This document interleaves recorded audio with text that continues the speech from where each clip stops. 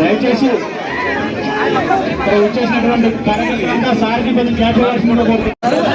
దళిత తమ్ముడిని ప్రభుత్వం రాజకీయ దురుద్దేశంతో రాజకీయ ప్రేరేపితమైన కేసు పెట్టి ఆ కేసులో మరి ఎన్ని రకాలుగా ఆ తమ్ముడిని చిత్రహింసలు చేయాలో అన్ని రకాలుగా చేసి 30 ఏళ్ల ఆరోగ్యవంతమైన యువకుడిని అల్టిమేట్ గా లాకప్ డెత్ ద్వారా లాకప్ లో పెట్టిన చిత్రహింసల ద్వారా బలి తీసుకున్నారు. దాదాపు వారం 10 రోజుల పాటు ఆ తల్లి తల్లడిల్లిన ఆ కుటుంబం మొత్తం ప్రాధేయపడ్డా పట్టించుకోలేదు. మరి ఆరోగ్యపరమైన సమస్యలు వస్తున్నాయి, వదిలిపెట్టండి, మీకు ఏం కావాలంటే అది చేస్తాము, ఏమన్నా తప్పు జరిగింది అంటే దానికి తప్పకుండా రికవరీ కానీ ఇంకోటి కానీ అన్నిటికీ మేము సిద్ధమని చెప్తే కూడా మరి నిర్దయగా నిర్దాక్షిణ్యంగా పైనుంచి రాజకీయ ఒత్తిళ్లు ఏవైతే వచ్చినాయో వాటికి అనుగుణంగా ఆ తమ్ముడిని బలి తీసుకున్నది రేవంత్ రెడ్డి ప్రభుత్వం. మేము ఈ రాష్ట్ర ప్రభుత్వాన్ని ఒకటే డిమాండ్ చేస్తా ఉన్నాం.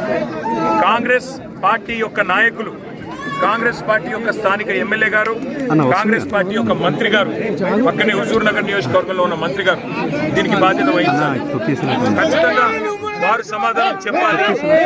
మాటికి ఆ దళిత యువకుడి హత్య లాకప్ లో ఇది ప్రభుత్వం చేసిన హత్యే.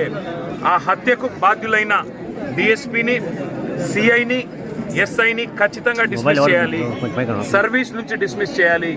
అట్లాగే ఆ ప్రభుత్వం తరపున గతంలో కేసీఆర్ గారి ప్రభుత్వం ఉన్నప్పుడు మరియమ్మ గారు అనే ఒక దళిత మరి మహిళ ఆనాడు అడ్డగూడూరు పోలీస్ స్టేషన్లో మన తుంగతుర్తి నియోజకవర్గంలో ఇట్లాగే జరగకూడని దురదృష్టకర సంఘటన జరిగితే ఆ కుటుంబానికి 35 లక్షల నష్టపరిహారం ఇచ్చి, కుటుంబంలో ఒకరికి ఉద్యోగం ఇచ్చి, ఇల్లు కట్టించి వారం రోజుల లోపలనే ఆ అధికారులను కూడా డిస్మిస్ చేసిన చరిత్ర కేసీఆర్ గారి ప్రభుత్వాన్ని.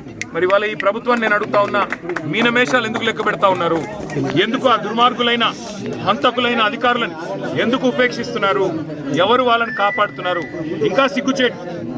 ఇక్కడ ఉన్న మంత్రి గారు ఈ డిఎస్పీ గారిని, ఇక్కడ ఉన్న డిఎస్పీ గారు ఎవరైతే బాధ్యుడో ఈ హత్యకి, ఆయనను తీసుకొని పోయి ట్రాన్స్ఫర్ చేయించే శ్రీధర్ రెడ్డి అనే అధికారిని ఆయన సివిల్ సప్లై శాఖలో పెట్టుకొని ఇవాళ ప్రమోషన్ ఇచ్చినట్టుగా వ్యవహారం చేస్తూ ఉన్నారు. ఈ